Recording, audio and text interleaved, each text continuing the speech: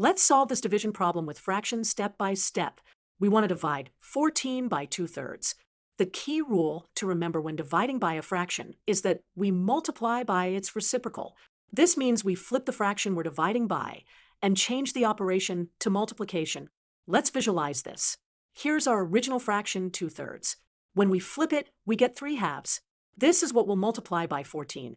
To make this easier to solve, let's convert 14 to a fraction. Any whole number can be written as that number over 1. Now we can multiply the fractions. When multiplying fractions, we multiply the numerators together and denominators together.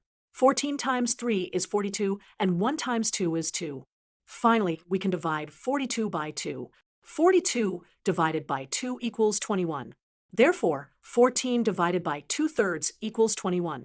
To understand this in a real-world context, imagine you have 14 pizzas and you want to give 2/3 of a pizza to each person.